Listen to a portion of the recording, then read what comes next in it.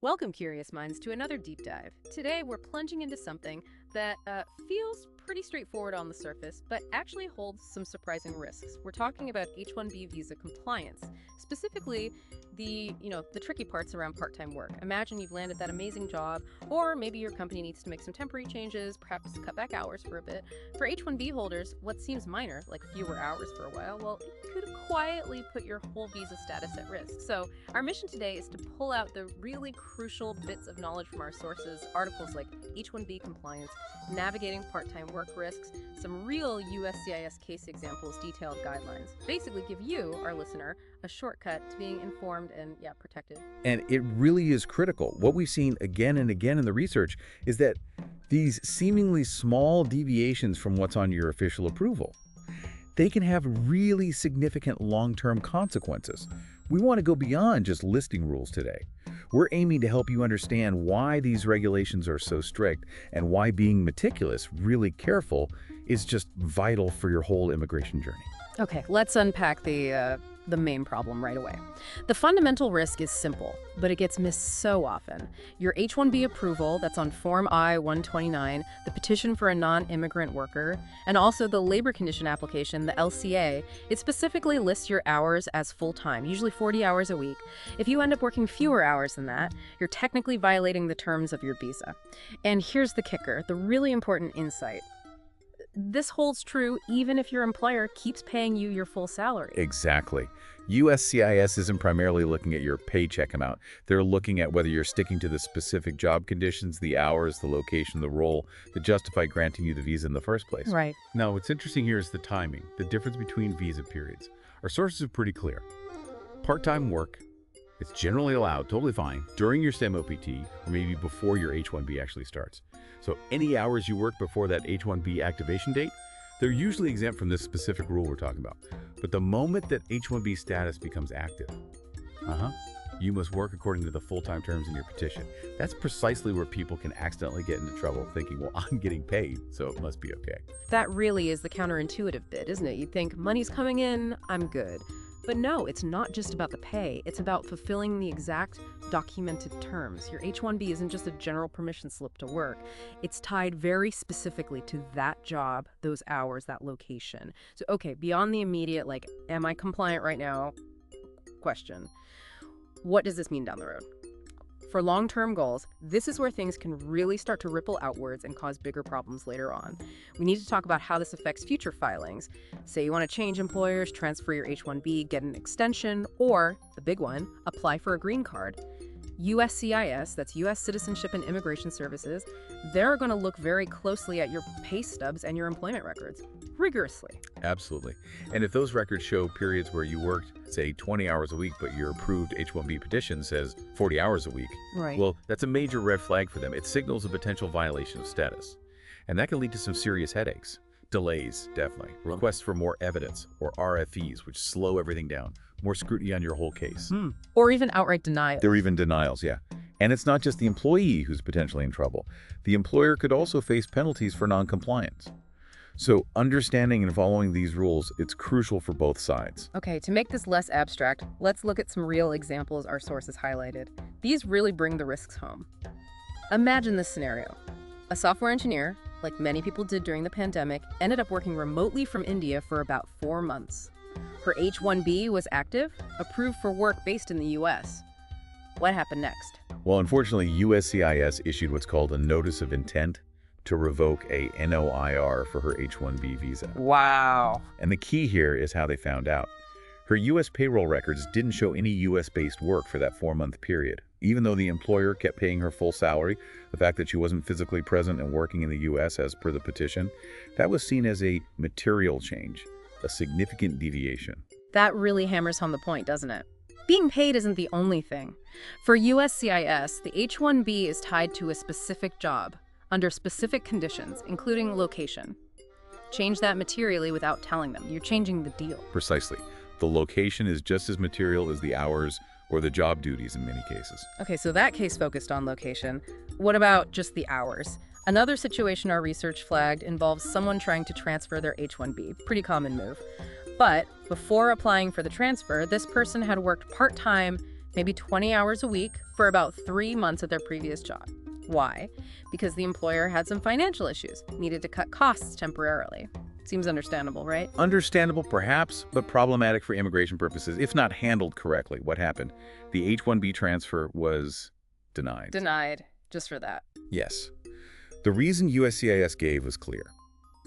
The pay stubs submitted from the previous job showed only 20 hours per week, while the original H-1B petition was clearly approved for 40 hours per week. The crucial mistake. The previous employer hadn't filed an amended LCA or an amended H-1B petition with USCIS to formally reflect that temporary reduction in hours. Ouch.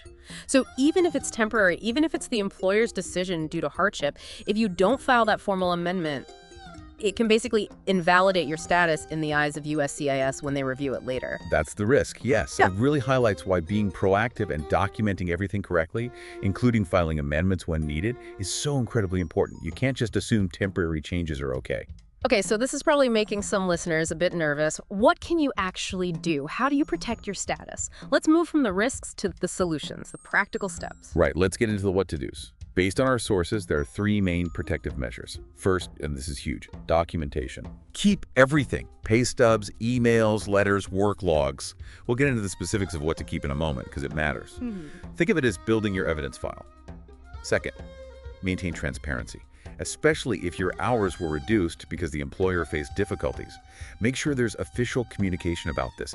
Get it in writing emails, official memos, record it clearly. Don't let it be just a verbal agreement. Makes sense. What's the third? Third, consult an immigration attorney. Seriously, they are your best friend in navigating this. They know the rules inside out. They can tell you definitively if an amendment is needed, help you file it correctly, or advise on how to document things properly if an amendment isn't strictly required. But the situation is, a bit gray. So documentation, transparency, and getting legal advice. The bottom line from the source material seems to be before your H-1B starts, like on OPT. Part-time is usually okay. But once that H-1B clock starts ticking, you must stick to the full-time terms in your petition. If you have to deviate, even for a short while, you need proof. Proof it was temporary, proof your employer approved it, and proof you were still compensated according to the underlying conditions if possible. That sums it up really well. Documentation is your safety net if things change. Now, amendments keep coming up as the formal fix. Let's dig into that a bit more. When exactly is an H-1B amendment required? It feels like a gray area sometimes. It can feel that way, but there are specific triggers.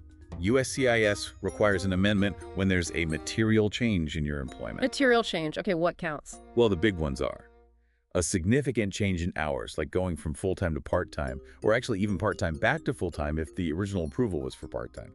That change needs documenting. Also, a change in work location.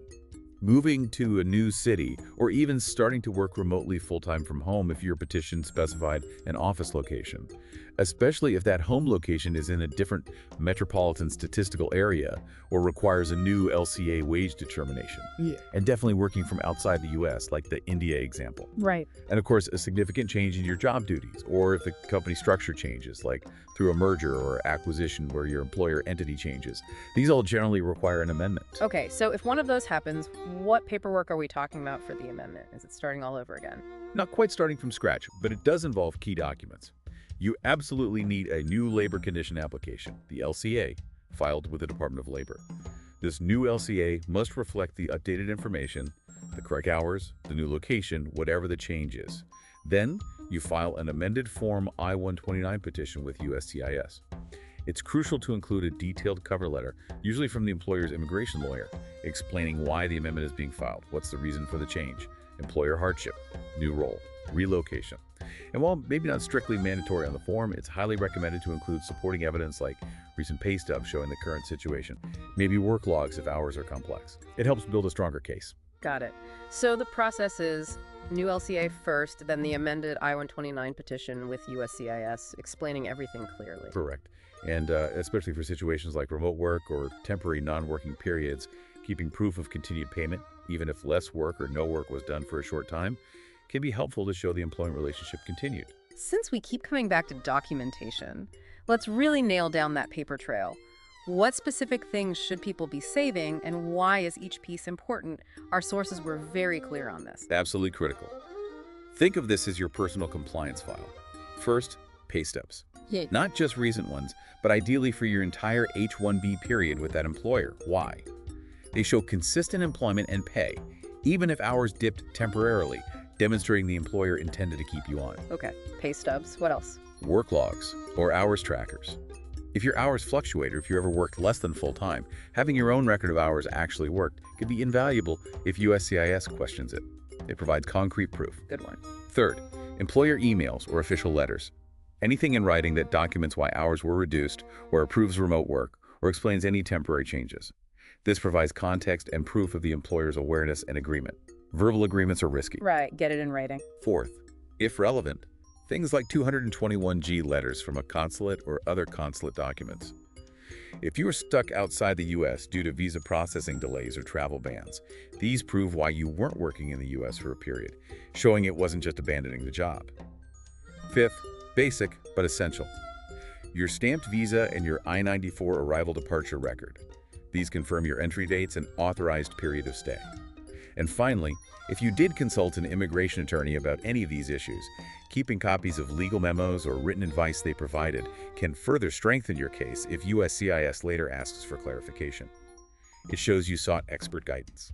That's a comprehensive list. It really paints a picture of how building this file proactively as you go can save you massive headaches later, especially if you're thinking about that H-1B transfer or starting the green card process soon. It's like insurance against RFEs or denials. Exactly. It's all about anticipating what USCIS will look for and having the answers ready, backed by evidence. Okay, this raises a really important, maybe slightly uncomfortable question for some listeners. What if you're hearing this and thinking, uh-oh, I already had a period where I worked part-time or maybe worked remotely without an amendment, and my H-1B was active. What can someone do now about a past deviation? That's a really common scenario and a valid concern. First thing, don't panic, but do take it seriously. Let's break it down based on the sources. If that period of part-time work happened before your H-1B was activated, say, during your OPT or STEM OPT period, you're likely okay. As we said, part-time work is generally permissible under OPT rules, so breathe easy on that front. Okay, good news for some. But what if it happened after the H-1B started? Right. If the deviation occurred while you were on active H-1B status, you need to be proactive. The number one recommendation is talk to an experienced immigration attorney immediately, ASA. They can assess your specific situation. Depending on the details, how long ago it was, the reasons, the documentation you have, they might suggest different strategies. Like what? Well, one possibility, though it requires the employer's full cooperation, might be filing an amendment now, sort of retroactively explaining the past situation. This is complex and not always feasible or advisable, but an attorney can guide you. Another approach might be to prepare a detailed explanatory letter signed by you and maybe the employer to proactively include with your next immigration filing, like an H-1B transfer or extension or your green card application. This addresses the discrepancy head-on before USCIS flags it. Okay, proactively explaining it. Yes. And if you're really unsure what USCIS even has on file about your past employment, you could consider filing a Freedom of Information Act request, a FOIA request with USCIS. This lets you see your own immigration file. Ah, interesting. But the absolute most important thing is to avoid future risks. Ensure from this point forward, your work hours and location always match your current approved petition, or get any necessary changes formally amended before they happen or as soon as possible. And on the flip side, what are the big do-nots? What should people definitely avoid if they realize they had a past issue? Crucial point. First, do not submit conflicting information. When you file that next H-1B transfer or your I-140 for the green card, make sure the information is consistent with reality and, as much as possible, with previous filings. Trying to hide or misrepresent the past work history is incredibly risky, as USCIS cross-references everything. Right, they have the records. They do. And the other major, do not assume it's harmless just because you got paid your full salary. Yeah. We keep saying this, but it's vital. USCIS evaluates your compliance with the terms of your visa status hours, location, job duties, not just whether your employer kept paying you. Getting paid doesn't automatically fix a status violation. That's a really critical distinction. Compliance isn't just about payroll. Not at all. It's about adhering to the specific conditions under which the visa was granted. So bringing this all together, it seems navigating the H-1B landscape, particularly around something seemingly simple like working hours, really requires ongoing diligence. It's definitely not a set it and forget it kind of visa. The details, the nuances, they matter enormously. They really do. And the final sort of overarching piece of advice is this. Transparency is your friend. Transparency with your employer, transparency in your filings, all backed up by that meticulous documentation we talked about. And when in doubt, get timely legal advice. Doing that is what helps you avoid those major complications down the road during transfers or especially during the green card process. It's about being proactive, staying informed, and protecting the status you've worked so hard to maintain. Excellent advice. Thank you for walking us through that complex topic. This has been an incredibly important deep dive. Being well-informed on these kinds of critical personal matters like your visa status, it's just invaluable. Good luck, and we will meet with another subject in the next meeting.